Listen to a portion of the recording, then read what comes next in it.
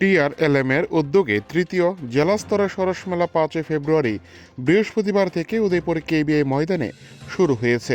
এদিন বিকেলে সরস মেলার উদ্বোধন করেন অর্থমন্ত্রী প্রণজিৎ সিংহ রায়। উদ্বোধনী মঞ্চে এছাড়া ছিলেন জেলা সভাধিপতি দেবল দেবরায়, পৌর চেয়ারম্যান শীতল চন্দ্র মজুমদার, জেলার অতিরিক্ত জেলাশাসক সঞ্জিত দেববর্মা ও মাতারবাড়ি এবং টেপানিয়া পঞ্চায়েত সমিতি চেয়ারপারসন সহ প্রমুখ। সরস মেলার উদ্বোধনী মঞ্চে স্বাগত ভাষণ রাখতে গিয়ে অতিরিক্ত জেলাশাসক শ্রী দেববর্মা বলেন, নারী শক্তির জায়গা তৈরি হয়েছে এসএসজি। মহিলারা বর্তমানে আত্মনির্ভর হয়ে উঠেছে বলে দাবি করেন অতিরিক্ত জেলা শাসক।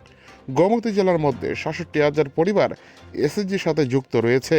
তার মধ্যে ১৮,৫০০ জন মহিলা লাখপতি দিদি হিসাবে রয়েছেন। আগামী বছরে ৭২,০০০ পরিবার এসএসজির সাথে অনুষ্ঠানে যুক্ত হবে বলে তিনি আশা প্রকাশ করেন।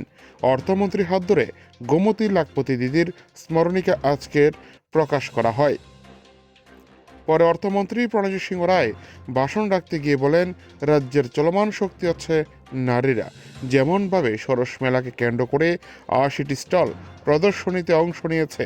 এই বছর কেন্দ্রীয় বাজেটে দেশের প্রধানমন্ত্রী সকল স্তরের কথা চিন্তা করে যে বাজেট তৈরি করেছে, এই বাজেটের সুফল পাবে রাজ্যবাসী।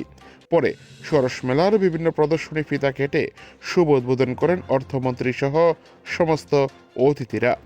উদয়পুর থেকে নিজস্ব প্রতিনিধির রিপোর্ট, টিভি 100 বাংলা। এটাকে শুধুমাত্র একটা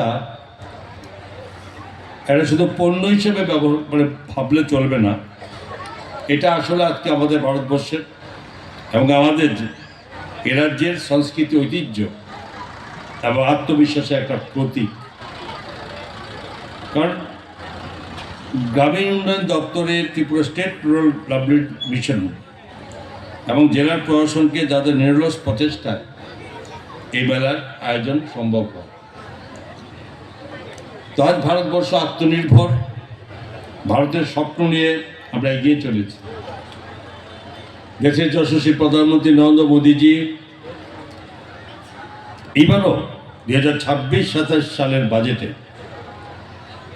পরিষ্কারভাবে এই মহিলাদের সশক্তিকরণ এবং তাদের আরও বেশি এগিয়ে নিয়ে যাওয়া, যুবাদের এগিয়ে নিয়ে যাওয়া এবং দেশীয় পণ্য এবং সেটা দেশের মানুষ যাতে তারা সেখানে এ জায়গায় সবাই সীমাবদ্ধ থাকে, দেশীয় পণ্যকে যারা সবাই ব্যবহার করে, এরকম বিভিন্ন বিস্তৃত চিন্তা ভাবনা নিয়ে এবারে বাজেটে উনি এটা খুব গুরুত্ব আরোপ করেছেন।